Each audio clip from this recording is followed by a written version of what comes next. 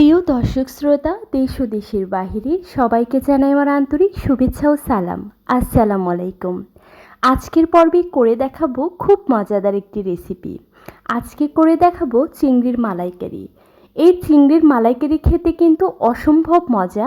আপনারা যারা এখনও করেননি তারা অবশ্যই আমার ভিডিওটা দেখার পর করে নেবেন, দেখবেন এটা খেতে অনেক মজা। আজকে কিন্তু আমি A to Z tips and tricks সহকারে এই চিংড়ির মালাইকারি করে দেখাবো। আই হোপ আপনাদের ভালো লাগবে। তো রান্নার প্রথমে আগে আমি চিংড়ি মাছগুলো দেখিয়ে দিলাম। এই চিংড়ি মাছগুলো কিন্তু আমি কেটে নিয়েছি।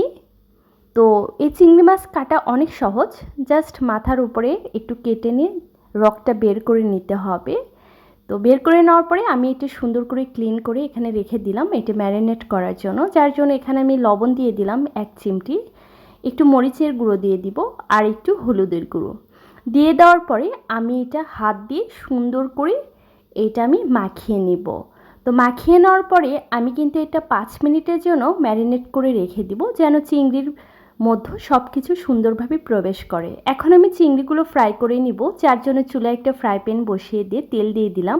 তেলটা যখন গরম হয়ে যাবে এক এক করে সবগুলো চিংড়ি মাছ এখানে আমি দিয়ে দিব। তো চিংড়ি মাছ কিন্তু বেশি ভাজার দরকার নেই, বেশি ভাজলে কিন্তু রাবারের মতো হয়ে যাবে, যার জন্য এক সাইডে আমি 30 সেকেন্ড করে ভেজে নেব। এক সাইড 30 সেকেন্ড ভাজা হয়ে গেলে অন্য সাইডেও আবার সেমভাবে আমরা 30 সেকেন্ড করে ভেজে নেব, তাহলে কিন্তু এটা পারফেক্টলি ভাজা হয়ে যাবে। তো দেখুন আমাদের কিন্তু চিংড়িগুলো ভাজা হয়ে গেছে, এখন আমি এটা উঠিয়ে নিচ্ছি। আর এই তেলের মধ্যেই কিন্তু এখন আমি মালাইকারিটা করে নেব, যার জন্য আপনাদের আমি সব কিছু দেখিয়ে দিচ্ছি মালাইকারি বানাতে কি কি লাগবে। এখানে আমি চিংড়ি ফ্রাই করে রেখেছি। তো দেখুন ফ্রাই করার পরে কিন্তু চিংড়ি মাছগুলো একটু ছোট হয়ে যায়। আর এখানে আমি নিয়েছি মেজারমেন্টের 1 কাপ নারিকেলের দুধ, এই যে নারিকেলের দুধ। আর এখানে আমি নিয়েছি হাফ কাপ পরিমাণ পেঁয়াজ বাটা, এখানে নিয়েছি 1/3 কাপ বাদাম বাটা, এখানে নিয়েছি 1/4 cup tomato sauce, 1 table spoon আদা রসুন বাটা, হাফ টেবিল স্পুন মরিচের গুঁড়ো, হাফ টেবিল স্পুন জিরে গুঁড়ো, দেন 1 স্পুন হলুদের গুঁড়ো এবং 1 চামচ লবণ। এই সবগুলো উপকরণ দিয়ে আজকে মালাইকারি করব, যার জন্য চিংড়ি মাছ যে তেলে ভেজেছিলাম সেই তেলেই আমি এখন মালাইকারিটা করে নিব। যার জন্য আমি তেজপাতা দিয়ে দিলাম প্রথমে। এখন আমি দিয়ে দিব পেঁয়াজ বাটা। তো পেঁয়াজ বাটায় কিন্তু একটা কাঁচা কাঁচা গন্ধ থাকে, যার জন্য এটা তেলের সাথে সুন্দর করে ভেজে নিতে হবে। একটু টাইম নিয়ে ধীরে ধীরে এটা ভেজে নিতে হবে, পেঁয়াজ বাটার গন্ধটা থাকে না। এখন আমি এর মধ্যে আদা রসুন বাটা দিয়ে দিলাম, দিয়ে আবারও আমি এটা তেলের সঙ্গে সুন্দর করে ভেজে নিব, যেন গন্ধটা না থাকে। এ পর্যায়ে এখন আমি সবগুলো মশলা দিয়ে দিব।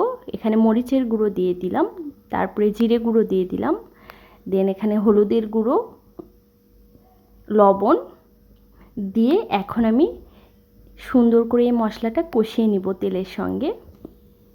তো আমাদের দেখুন মশলাটা যখন সুন্দর করে কষানো হয়ে যাবে এই পর্যায়ে এখন আমি বাদাম বাটা দিয়ে দিব। বাদাম বাটা দিয়ে দেওয়ার পরে আবারও আমি নেড়ে চেড়ে নিয়ে এখানে আমি 1 কাপ পরিমাণ নারিকেলের দুধ দিয়ে দিলাম।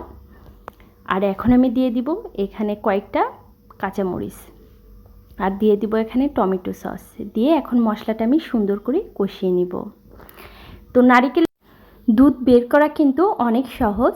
নারিকেলটা বেটে নিয়ে তার মধ্যে গরম পানি দিয়ে একটু চেপে চেপে নিলেই এখানে দুধটা বের হয়, নারিকেলের দুধ। আর আমি এখানে কাঁচামরিচটা দিয়েছি এই ফ্লেভারের জন্য।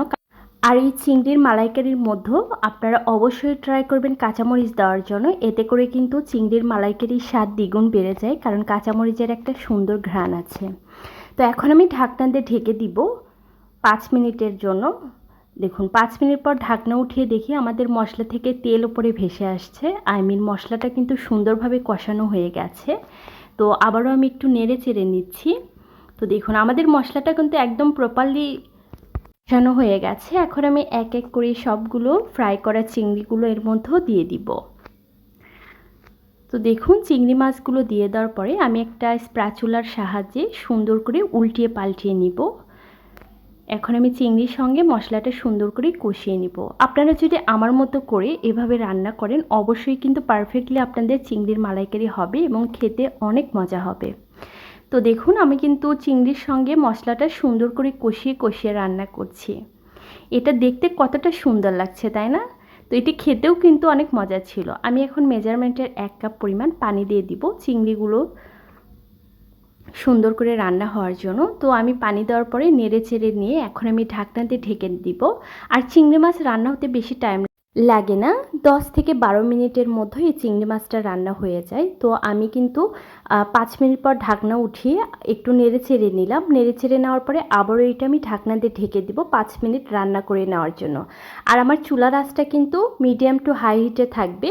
তো দেখুন আমাদের কিন্তু 10 মিনিট পরে আমি ঢাকনা উঠিয়ে দেখলাম যে আমাদের রান্নাটা কিন্তু একদম পারফেক্টলি হয়ে গেছে। এখন এটা আমি জাস্ট সার্ভ করে নিব। তো দেখুন কতটা সুন্দর লাগছে, তাই না? এটা দেখতে কিন্তু অনেক সুন্দর, আর খেতে যে এত মজা, সবাই অনেক প্রশংসা করেছে। তো আপনারা কিন্তু অবশ্যই বাসায় একদিন ট্রাই করবেন আর আমাকে কমেন্ট করে জানাবেন যে আপনাদের চিংড়ির মালাইকারি কেমন হয়েছিল। তো আজকে আমার এই ভিডিও যদি আপনাদের ভালো লেগে থাকে অবশ্যই লাইক, কমেন্ট এবং বেশি বেশি শেয়ার করবেন। আর যারা এখনও আমার চ্যানেলটি সাবস্ক্রাইব করেনি তারা অবশ্যই আমার চ্যানেলটি সাবস্ক্রাইব করবেন এবং পাশে রাখা বেল বাটনটি প্রেস করে দিবেন, যাতে করে আমি যখনই কোনো নতুন ভিডিও আপলোড করব সঙ্গে সঙ্গে আপনাদের কাছে নোটিফিকেশনটা পৌঁছে যাবে। আর এই চিংড়ির মালাইকারি কিন্তু আপনারা সাদা ভাত, পোলাও, খিচুড়ি সব কিছুর সঙ্গে খেতে পারবেন। এটা অনেক মজা খেতে। তো আজকের মতো এতটুকুই। নেক্সট ভিডিওতে আবার দেখা হবে অন্য কোনো রেসিপি নিয়ে। সে পর্যন্ত সবাই ভালো থাকবেন। আল্লাহ হাফেজ।